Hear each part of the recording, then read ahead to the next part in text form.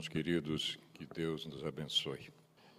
A temática é deveras interessante. Nós tínhamos preparado para fazê-la na quinta-feira, na nossa atividade militar. Embora estejamos na reserva, nós também pertencemos à Cruzada dos Militares Espíritas, uma organização de caráter nacional. Grupos de estudos doutrinários são formados dentro das Forças Armadas, como também dentro das Forças Auxiliares. E, de tempos em tempos, nós somos convidados, então, para participarmos da nossa querida cruzada dentro de uma das atividades militares. E resolvemos, então, compartilhar também, achamos interessante que trouxéssemos para a nossa sociedade essa proposta que enfoca profundamente, nós vamos ver, do começo ao fim, a compaixão. Nós vamos ver que a proposta hoje é nós compreendermos de que trata essa compaixão, esta virtude excepcional, profunda, que o ser humano, sem sombra de dúvida, menos dia, mais dia, terá que realmente trazê-la à baila, porque ela já é íncita dentro de nós desde que fomos criados.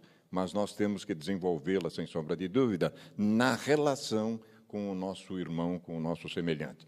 Por esta razão é que a divindade nos coloca vivendo em grupos sociais, para que a gente possa realmente trabalhar essas questões, e fundamentalmente uma delas, dessas virtudes excepcionais, é a compaixão. Vamos ver, então, uma análise psicológica profunda da parábola do bom samaritano. Temos consciência que muita gente sabe a parábola de cor, mas a gente quer abordá-la aqui num aspecto um pouquinho diferente. O caminho para alcançar a vida eterna.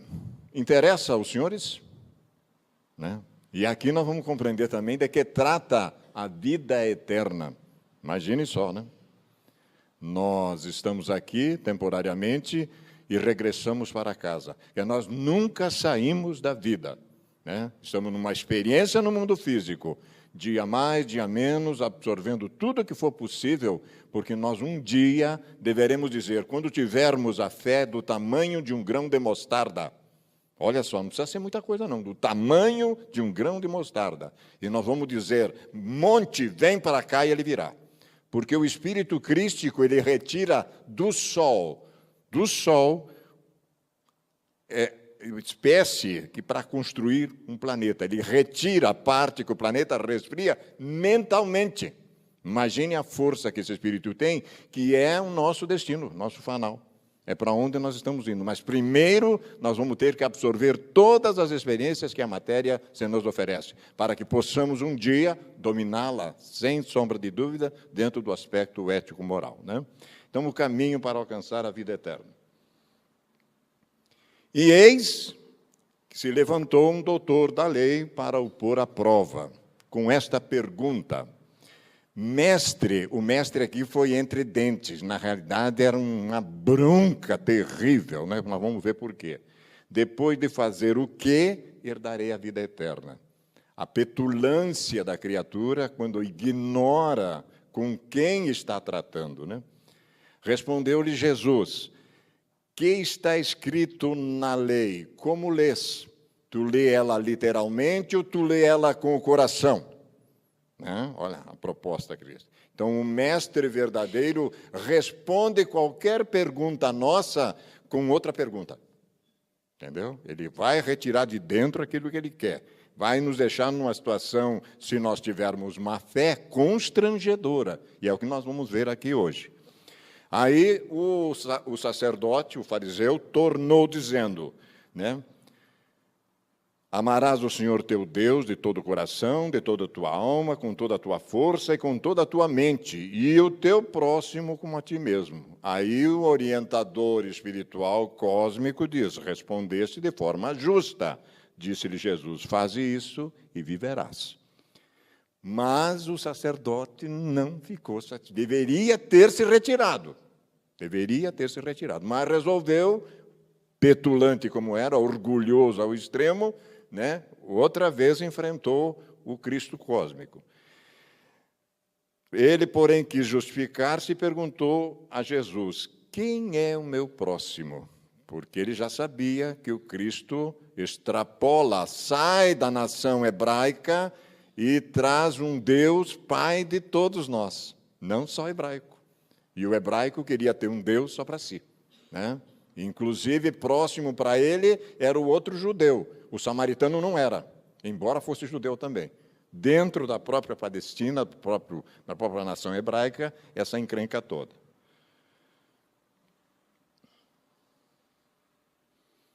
Ao que Jesus tomou a palavra e disse.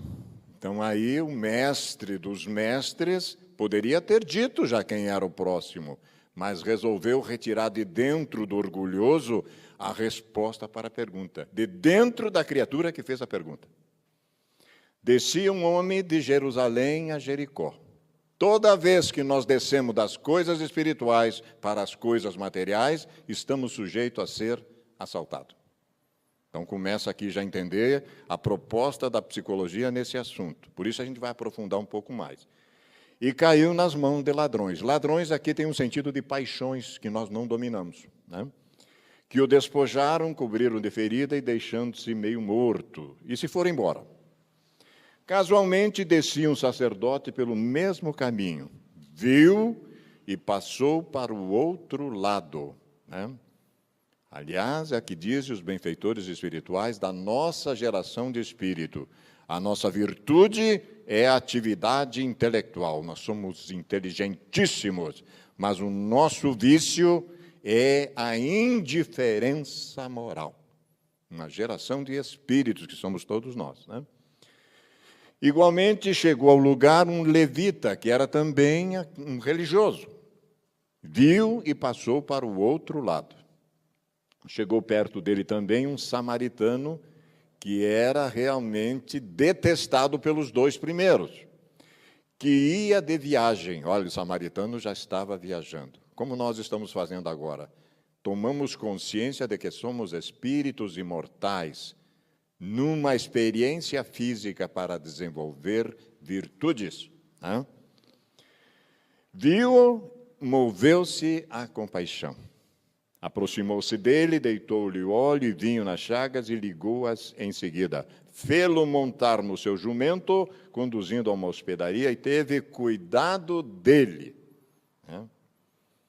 No dia seguinte, tirou 2 denários e deu ao hospedeiro, dizendo: tem-me cuidado dele. E o que gastares a mais, pagar-te-ei na volta. A volta aqui nós podemos entender até a outra encarnação. A gente pode aprofundar um pouquinho mais nessa coisa, né? Até na outra. Aí, a célebre pergunta. Nós vamos ver o que é o fulminante choque crístico. Qual destes 3 te parece ter se tornado próximo do que caiu na mão de assaltantes? Olha que situação. O cara pensou que ia se dar bem. Não deu não, né? E ele não teve coragem de pronunciar a palavra samaritano, porque ele odiava o samaritano. Não teve coragem.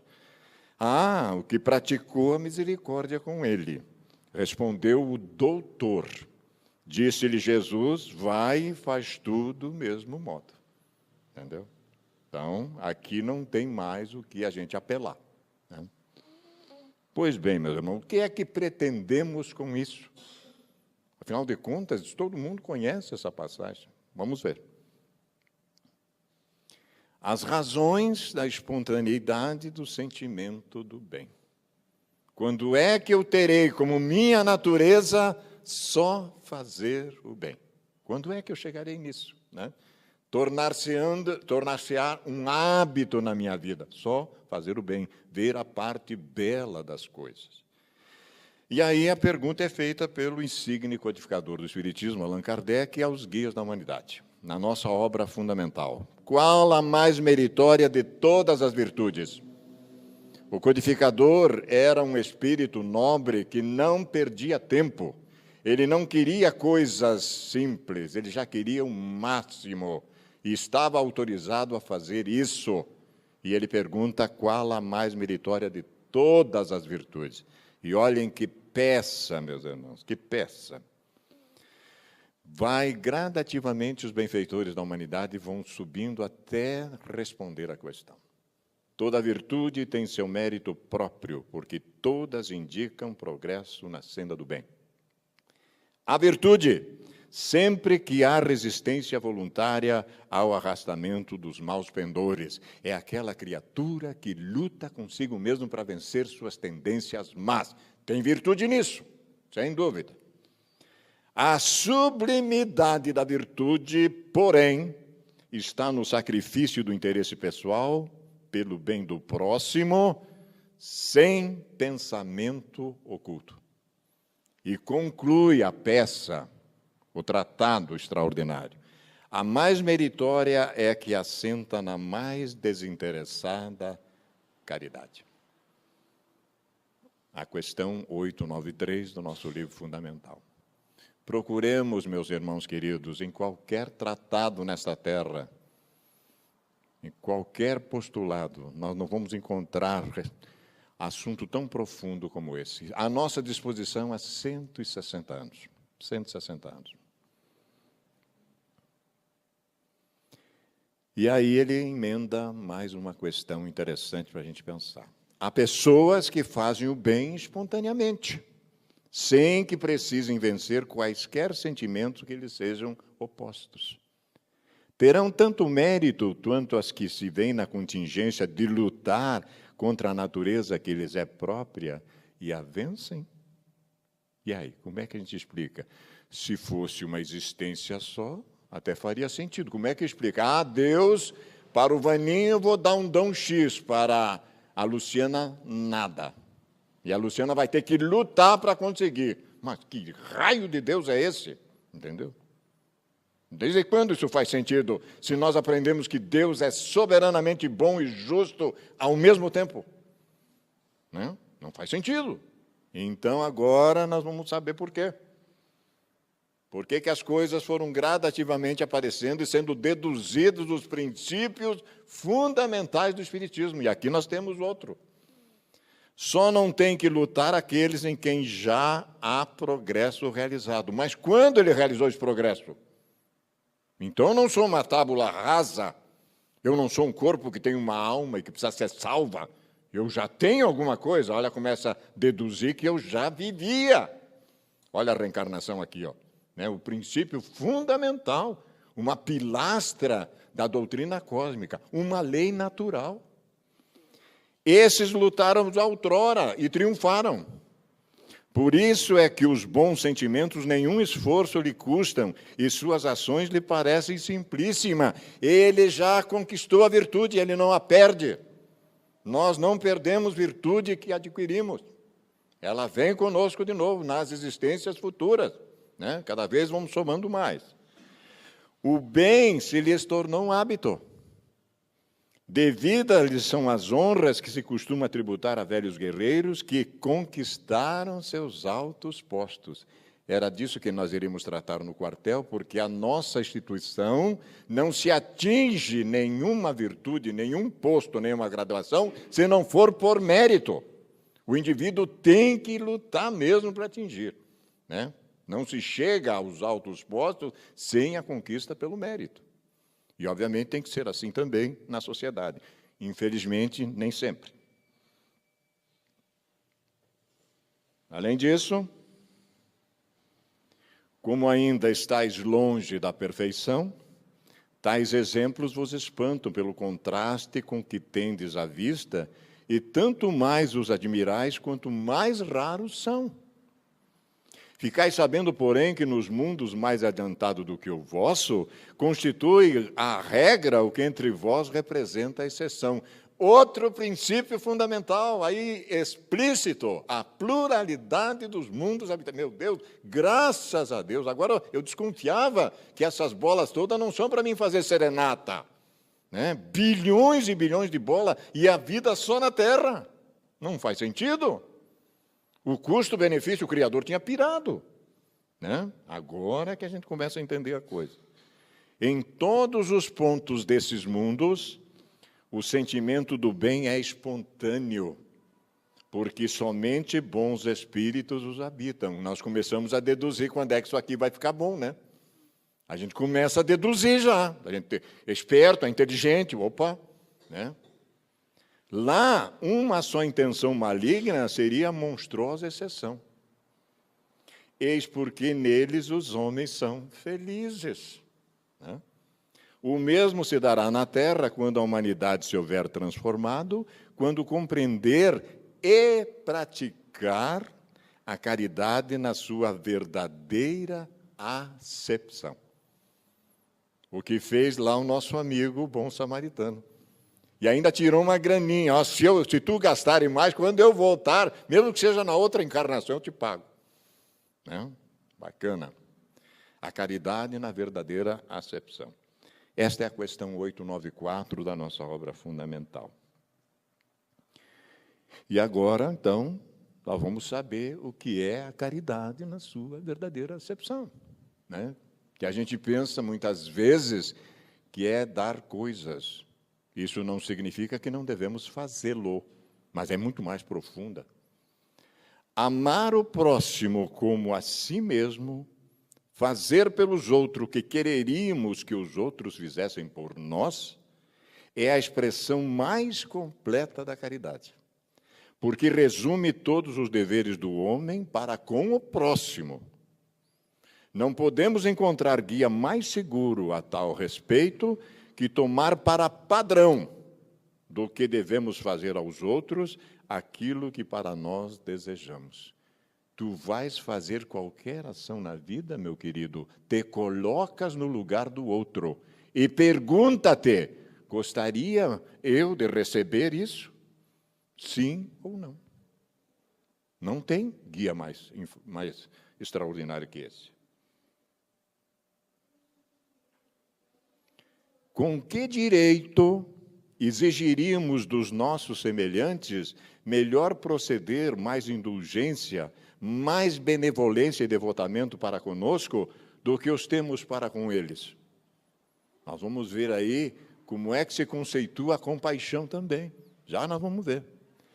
A prática dessas máximas tende à destruição do egoísmo, que é realmente um problema sério na nossa sociedade.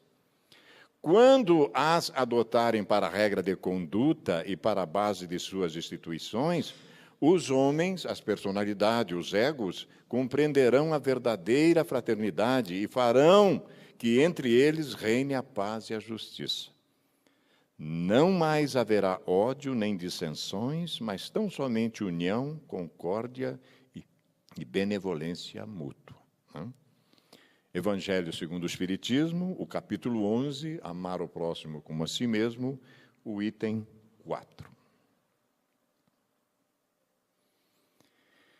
Gosto muito da nossa querida monja Quen, sensata, equilibrada, né? A gente põe lá no YouTube, lá no Google, a monja Quen, vai abrir um monte de conceito dela. Monja budista muito querida. E nós separamos um conceito dela a respeito da compaixão, né? Diz ela para nós o seguinte: não há uma pessoa má, um país inimigo. Não há. Existem situações frutos da ganância, raiva e ignorância. Os 3 venenos que atacam o ser humano: ganância, raiva e ignorância. Contra a ganância existe a doação. Em vez de querer mais e mais para si, passamos a compartilhar, a doar. E, meus amados, nós só possuímos aquilo que damos. Nós só vamos levar para a dimensão espiritual, o nosso mundo real, aquilo que couber na nossa mente. Portanto, eu não sei para que tanto essa loucura toda, né? Contra a raiva, a compreensão, a compaixão, a tolerância. E contra a ignorância, a sabedoria iluminada. E ela diz que possamos todos acessar a sabedoria iluminada e a compaixão suprema, fazendo bem a todos os seres. Tudo que tem vida, tudo que for senciente. A petulância do orgulho e as sutilezas do amor real. A abordagem agora mais profunda do sacerdote e a resposta do Cristo cósmico. Aproximavam-se Jesus e os discípulos da metrópole de Jerusalém para a festa dos tabernáculos, quando um doutor da lei se interpôs entre eles, interceptando-lhe. Olha a petulância. Já tinham caminhado um monte de coisa, com fome, queriam descansar, e o sacerdote interceptou Jesus. Interceptando-lhe a passagem e indagando: Mestre, que devo fazer para alcançar a vida eterna? Jesus sabia que a pergunta envolvia uma cilada. Era uma armadilha com a finalidade de pô-lo à prova. Ainda assim, respondeu-lhe amavelmente, poerento, sem banho tomado, com fome, caminhar o dia inteiro, né, aquela coisa toda. E Jesus diz: o que está escrito na lei? Como é que a lês? Literal ou com sentimento? De lei, é claro que o doutor entendia como ninguém, e por isso retrucou prontamente. Nós já vimos o que ele falou aqui, né? Ele literalmente falou o mandamento. Quanto ao aspecto formal da questão, o doutor estava certo. O mestre prontamente concordou com ele. Mas será que esse doutor da lei sabia, por experiência própria, por si mesmo, o que acabava de dizer? Não, não sabia. Amar a Deus sobre todas as coisas e amá-lo com as 3 dimensões quantitativas e periféricas do ego: física, emocional e mental. E com a mais profunda profundeza qualitativa e crística do self. Quanto a amar o próximo como a si mesmo, é amá-lo da mesma forma e com a mesma intensidade. O bom samaritano fez isso, né? Fez isso.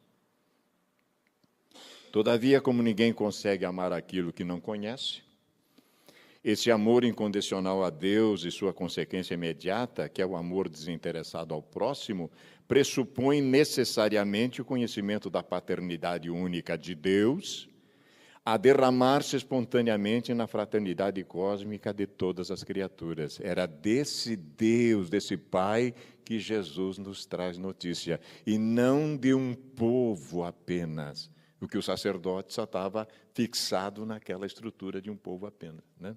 Por isso achava ele que estava propondo armadilha ao Cristo. E disso o doutor certamente não sabia. Tanto não sabia que se sentiu no dever de perguntar a Jesus: e quem é o meu próximo? Abriu-se então a oportunidade para que o mestre pudesse propor-lhe a comovente, a dramática, a belíssima parábola do bom samaritano. Um homem, judeu, ao que tudo indica, descia de Jerusalém para Jericó.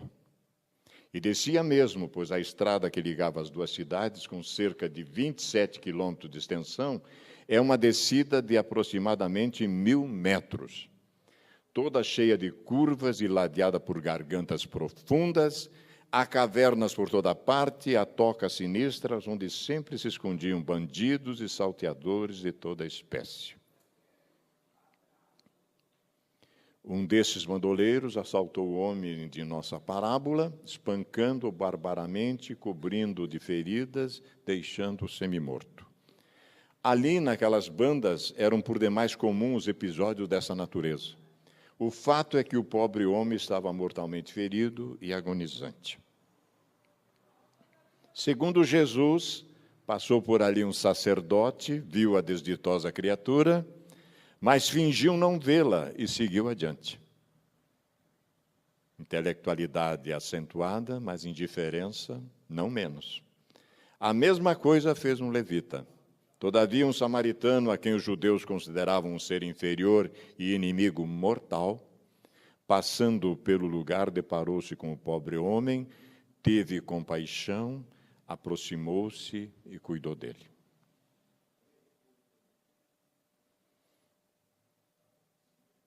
Limpou seus ferimentos, derramou-lhes vinho antisséptico e óleo cicatrizante, e envolveu as feridas com ataduras improvisadas. Trabalho todinho. Não satisfeito ainda, conduziu a vítima em sua própria montaria a um albergue e passou a noite com ele, dando-lhe a necessária assistência. No dia seguinte, precisando seguir viagem, todos nós vamos ter que fazer isso, recomendou o homem aos cuidados do hospedeiro, pagando antecipadamente a quantia de 2 denários e prometendo-lhe desembolsar mais dinheiro, o que fosse necessário, quando de sua volta. Qual desses 3 se ouve como próximo daquele que caíra nas mãos dos ladrões? Indagou Jesus ao doutor da lei. Aquele que lhe fez misericórdia. Respondeu ele. Diante desta resposta, Jesus o fulminou até a medula com estas palavras de fogo. Vai e faze tu o mesmo. E eu fiquei pensando, digo, será que está em vigência ainda essa ordem? Será que ainda está em vigência, né? Vamos ver. Para o orgulhoso fariseu, golpe mais duro do que esse era impossível. Já pensou? Aquela gentalha, ele considera aquela gentalha melhor do que nós. Ser comparado ao execrável, ao ímpio, ao herege samaritano. E se não bastasse, tomar o inimigo como modelo de santidade, cuja religião e cuja ética eram muito superiores à falsa religião e à falsa ética dos sacerdotes e dos levitas, grandes autoridades em Israel. Raça de víboras, sepulcros caiados. Jesus tratava essa turma de ajeitadinho, né?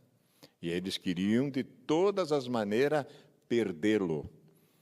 Mas o Cristo só foi parar na cruz depois que a sua mensagem iluminadora, despertadora de consciência, foi posta na nossa própria consciência. Só. É possível que o doutor da lei, tão nacionalista, tão sectarista, tão ritualista e tão formalista como era, não tenha aprendido essa dura lição. É possível. Contudo, se ele não a pôde aprender, nada impede que, pelo menos nós, a aprendamos. Está em vigência, meus irmãos. Está em vigência. Está em plena vigência esta questão, né? Quem é o nosso próximo? Próximo é todo aquele que, de um modo ou de outro, está perto do nosso coração. Não necessariamente em termos de proximidade física, mas de afeto. Olha o conceito, ampliou-se a coisa. Próximo é o irmão, porque filho do mesmo Pai Celeste, a quem devemos amar de forma incondicional, sem esperar nenhuma retribuição ou recompensa. Temos de cuidar dele como cuidamos de nós mesmos. Enfim, é preciso que cada um de nós descubra e revele o bom samaritano que existe dentro de si mesmo, exercitando a compaixão.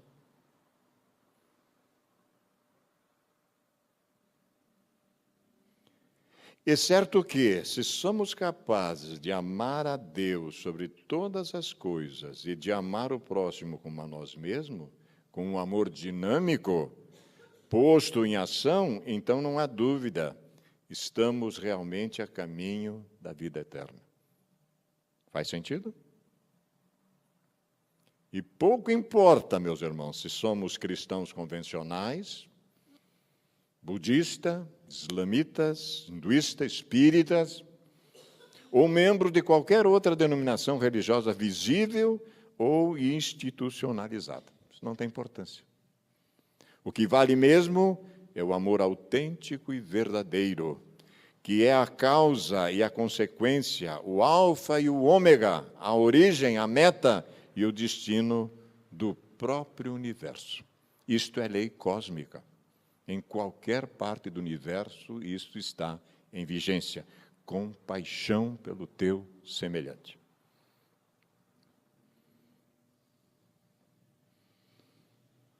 Compaixão, o conceito na filosofia budista, e que não difere muito da nossa, não difere muito. Compaixão não é uma relação entre o curador e os feridos.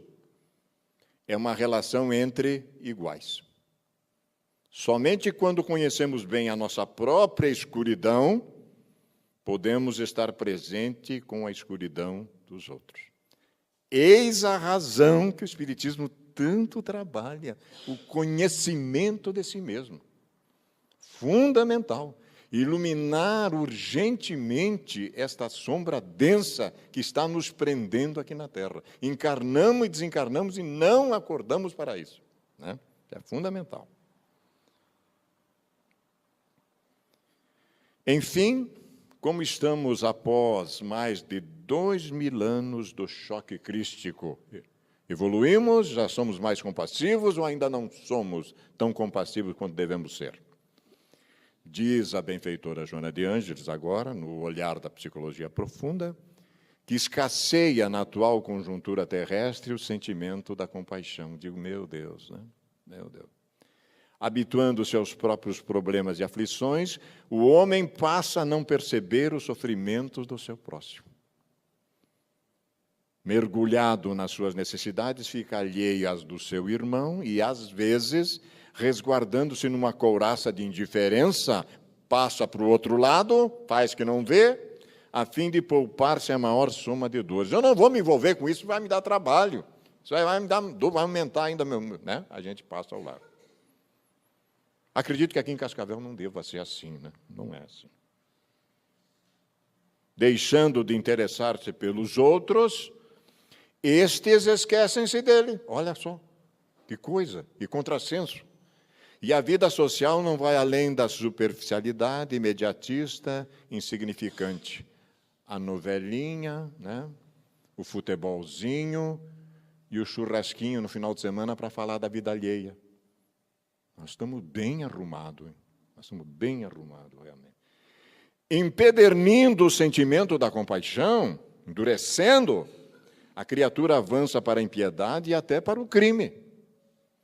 Esquece-se da gratidão aos pais e aos benfeitores, tornando-se de feitio soberbo, no qual a presunção domina com arbitrariedade. Estes são dias cruéis, meus irmãos. Mas nós vamos ter que superar isso aqui, né? Vamos ter que superar essa contingência, né? Quando acontece uma seleção ético-moral, dá nisso. No planeta chegou a esse nível, né? Movimentando-se na multidão, o indivíduo que foge da compaixão distancia-se de todos, pensando e vivendo exclusivamente para o seu ego e para os seus. Só enxerga o seu umbigo, o seu problema. No entanto, sem um relacionamento salutar, que favorece a alegria e a amizade, os sentimentos se deterioram e os objetivos da vida perdem a sua alta significação, tornando-se mais estreitos e egotistas.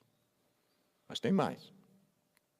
A compaixão é uma ponte de mão dupla, propiciando o sentimento que avança em socorro e o que retorna em aflição. É o primeiro passo, a compaixão é o primeiro passo para a vigência ativa das virtudes morais, abrindo espaço para a paz e o bem-estar pessoal. Vale a pena insistir, né? O individualismo é a grande barreira face à sua programação doentia, estabelecida nas bases do egocentrismo, que impede o desenvolvimento das colossais potencialidades da vida, jacente em todos os indivíduos. Eu já tenho íncito em mim todas as virtudes, eu tenho que desenvolvê-las. Eu só não sei disso, mas agora estamos sabendo, né? Agora estamos sabendo. A compaixão auxilia o equilíbrio psicológico, por fazer que se reflexione em torno das ocorrências que atingem a todos os transeuntes da experiência humana. Somos iguais, somos todos iguais. É possível que esse sentimento não resolva grandes problemas, nem execute excelentes programas. Entretanto, o simples desejo de auxiliar os outros, olhem, meus irmãos, o simples desejo de auxiliar os outros, né? Ainda está faltando a ação, proporciona saudáveis disposições físicas e mentais, que se transformarão em recurso de socorro nas próximas oportunidades. Então, basta que eu já tenha o desejo de, já começa a coisa a melhorar, até que eu comece a executar realmente. E um dia a compaixão tornar-se-á um hábito na minha vida. Eu já a incorporei, né? Por isso que eu não preciso fazer grandes esforços, porque eu já fiz. Mediante o hábito da compaixão, o homem aprende a sacrificar os sentimentos inferiores e a abrir o coração.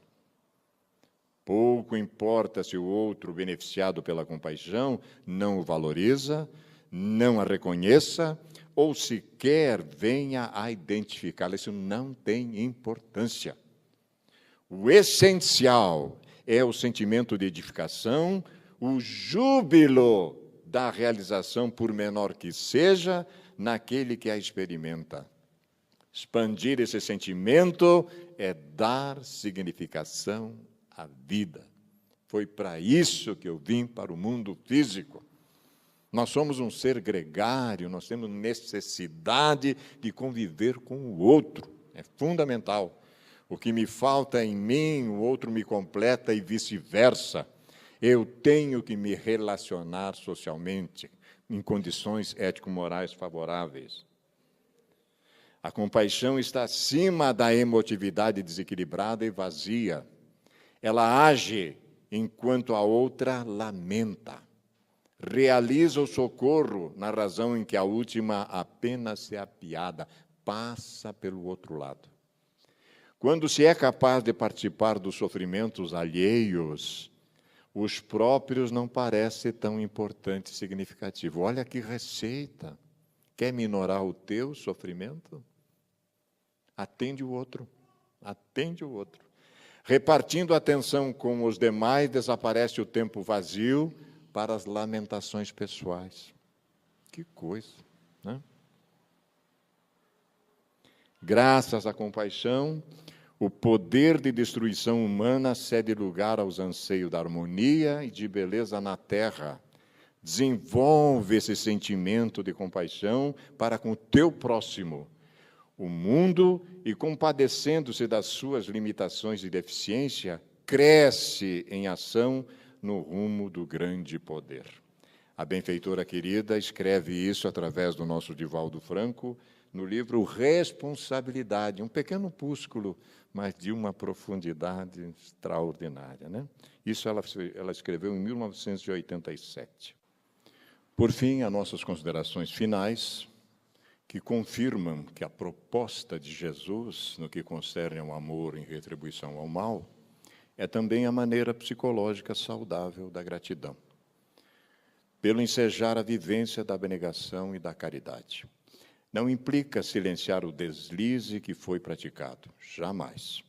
Porém, reconhecer que este proporciona o surgir e expandir-se os sentimentos superiores da compaixão e da misericórdia, que devem viger nos indivíduos e nos grupos sociais.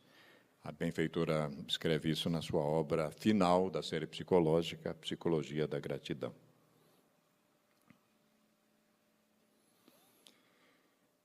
Cantava um mantra profundo, enquanto ajoelhada aspirava um incenso de nardo que bailava ameno no ar perfumado. Buscava a paz do nirvana, embora ansiasse pelo prazer da terra. Nós somos assim, né? Uma mão lá, outra cá, né? Vai que, na dúvida, né? A gente é assim. Fugia pela meditação do tormento do mundo e levava durante a evasão a saudade da noite de luar e da melodia do vento no arvoredo, na ocasião em que o amor lhe pronunciou as palavras ardentes que lhe fizeram entumescer o coração. Mas qual amor? Qual amor? Buscava o amado eterno, não logrando, porém, romper os laços com o amado terreno, e olhe o paradoxo, que a abandonaram. Que a abandonaram. E porque o canto da prece não lhe pudesse acalmar a paixão, deixou o rito. É o que nós temos que fazer, meus irmãos. Procurou o próximo em sofrimento, e na ação luminosa da caridade e da compaixão, encontrou-se consigo mesma e com o amor supremo, passando a desfrutar de plenitude. Rabindranath Tagore, através do nosso querido Divaldo, em Pássaros Livres. a mensagem final é a conversa de Jesus com o sacerdote. Qual desses três, para todos nós agora, nos parece ter se tornado próximo do que caiu nas mãos dos assaltantes? E a gente diz, o que praticou a misericórdia, a compaixão com ele. E aí Jesus nos devolve, vão e façam vocês do mesmo modo. Esse é para nós, nos dias atuais, o fulminante choque crístico, que nós não podemos mais postergar, meus amores, porque estamos regressando a dimensões espirituais, muitas vezes numa alegoria que os Espíritos se nos oferecem, sem roupa. É praticamente ter perdido a existência com bobagem. E aí a gente começa a reestruturar tudo de novo, coisas que já poderíamos ter vencido em outras, como nesta existência também. Imensamente gratos pelo carinho com que fomos tratados nesta tarde e noite, e que a misericórdia divina realmente nos dê a força necessária para que, enfim, desenvolvamos a compaixão por nós mesmos e pelo nosso semelhante. Muita paz. Muito obrigado.